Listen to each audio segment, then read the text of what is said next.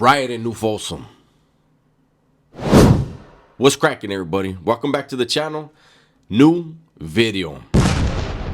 Yesterday I received a few texts and DMs, messages through Discord showing me that there was a riot yesterday in Folsom. And so I immediately looked them up and saw that it was in New Folsom, right? And right off the bat, my brain told me these guys are probably SNY or EOP or SNY/EOP.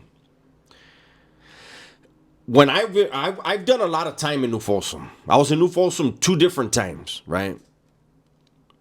And they had a yard was where it was EOP, I think, or something. I think it was an EOP yard.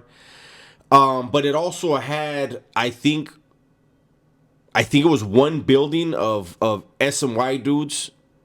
But now I don't know how. I think they have them in different parts of the prison now.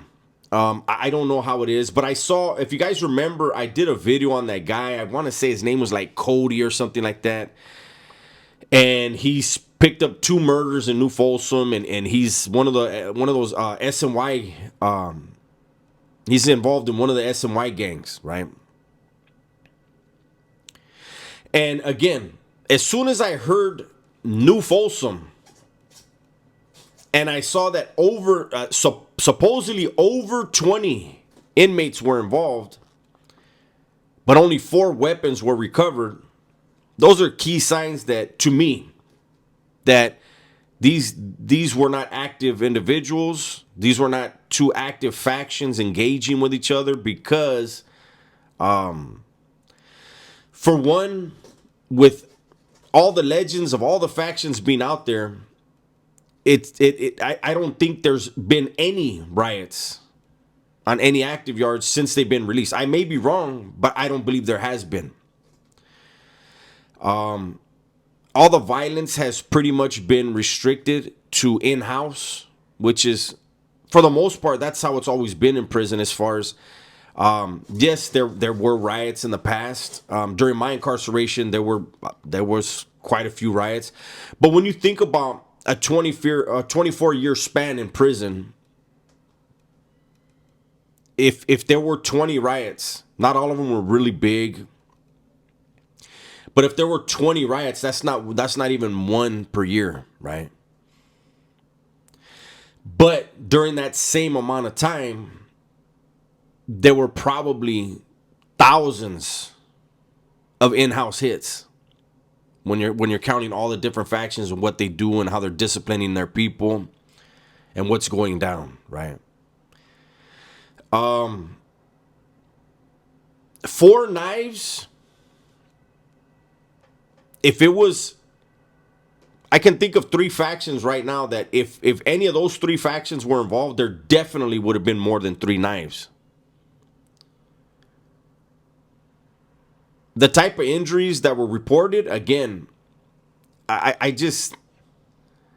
don't know. I don't know what this was, but I'm doing this video because there were people asking me, hey, what do you think about this? And again, that was my first thought was, prison being what it is, it's very rare for both sides to be unaware. There's always at least one group that's going to attack another group for whatever reasons. But usually something occurred to where the group that's going to get rushed, even they're aware, like, hey, tell everybody be on their toes today, be strapped, keep an eye on these dudes over here. And that's why I'm stuck on the 4 knives.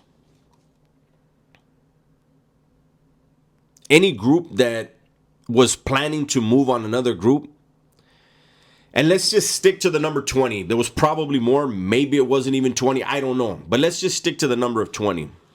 Let's say it was 8 on 12, right? We'll say one side was shorter than the other. Let's say it was 8 on 12. The 8 decided to move on the 12. I would believe there would be 8 knives involved. I don't believe that there was 4 that moved on 16, but I've seen it happen. I've seen that. That was actually a tactic that used to be used in order to maintain the numbers on a yard, like maintain your own numbers. If it's another group that you know there's not too many of them, you can send a crew over there. You can send 6, 7 dudes, 8 dudes. And you know you're probably going to get rid of 30 or 40 of that group. The cops are just going to snatch up that many of the group that was attacked. The California Department of Corrections has changed over the last decade. You know, when they started letting everyone out, there's been a lot of changes. And there's been a lot of grumblings. There's been a lot of complaining. You know, a lot of us hear it, you know, but that's not anybody's business to put out on social media. I feel like the California Department of Corrections, because they were upset that they had to let everybody out and they had to shut down their jewel. Pelican Bay Shoe was their jewel that they spent all that money to build. When they had to shut that down, I think that's why they keep putting people in positions where they, and I'm talking about the actives, they keep putting them in position to where they have to get off. It's unfortunate that they've created so many 50-50 yards, because a lot of guys that are programming, still active, but that are programming and trying to go home, they're still, you know, they're not politicking, but they're there for if a riot jumps off or whatever, and their points are dropping. The CDC puts them in a position to where then they send them to a 50-50 yard and force them to make a choice. And that choice may lead to their own death or them taking the life of someone else. But someone stays in prison forever. That's what the CDC wants. You know, these guys that are behind those walls, they have no choice in the matter. Whatever rules they're functioning under are the rules that they have to function under, right? And that's on both sides. Neither group, neither side wants to be the victim. And the CDC knows that. So to me, I'm not concerned too much about whatever that riot was. It's nobody's business out here, but people were asking. And, you know, the media, the mainstream media, they don't know what they have no idea. And when the CDC spokesperson or the spokesperson for New Folsom, which more than likely they're in Sacramento, so it would be the CDC that's going to speak to the cameras, whatever they say, media outlets don't know whether to question it or not. They accept it for what it is. They actually don't care. Me being an ex-convict, I always talk about, I feel like, everybody behind the walls. I don't care what side it is. As long as you're not a chomo, you have not targeted women and children, then I'm going to do my best to try to keep it real, but as far as comfortable as I am, right? And that's why every now and then when I get an opportunity like this riot happened, and I want to point out the games that the CDC is playing with men who are already in a bad situation due to poor decision making, usually as a very young man, at a very young age. I went in at 19. Thousands and thousands and thousands go in when they're still usually a teen on their age. Or maybe 20, 21, 22, 23. Those of you that have a 23-year-old son or a 23-year-old nephew or a cousin, look at them. As grown as they think they are, you know they still have a lot of life lessons to learn. And imagine, those are the ages of guys in prison that are making life and death decisions. The first time I got into a so-called leadership position, I was 21 years old. But it was a different Department of Corrections. You know, the game was the game, whatever it was. But now you have the CDC forcing people into positions. And there are so many people that watch my channel that have loved ones that are behind the walls. And a lot of times your loved ones aren't going to talk about this stuff. They're focused on what they got to be focused on. But I'm the one out here that can say, if you have a loved one in prison, don't waste your time writing or calling the CDC if you want change and you don't want your loved ones to be put in bad positions.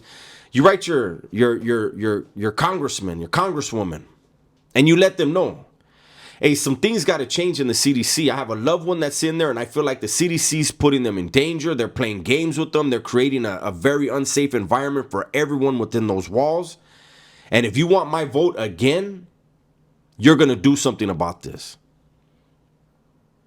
And you have some sections of California, LA, San Diego, the IE, San Francisco, the Bay Area. There's a high concentration, unfortunately, of loved ones who have loved ones in prison. And if all of you guys reached out to your congressman or congresswoman and say, hey, you guys got to do something about the way the CDC is playing with our loved ones' lives and putting them in harm's way, putting them in positions to where they're never going to come home. Because even, I want you guys to remember something. If your loved one was under the age of 25 when they caught a life sentence, they have a possibility, a good possibility of coming home. A lot of people think, oh, you have to be, if you're active, you can't. That's a lie. That's a lie. As long as you give look, I'm not going to get into the whole thing. You give the board 5 years clean and self-help, you have a very good chance of coming home. But you're going to have to do that work and that self-help stuff. You're going to have to do that. Anyways, I don't want to make this video too long. I just wanted to bring up my 2 cents regarding this riot in New Folsom. You know, I don't know. I don't want to keep repeating myself. That's my video for today. Hopefully you guys enjoyed it. Everybody, please be safe, be smart, and tell the ones you love that you love them, man.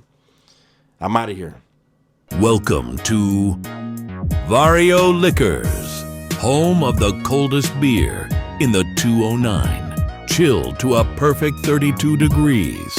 From mix and go drink kits to both classic and exotic spirits, we've got something for everyone.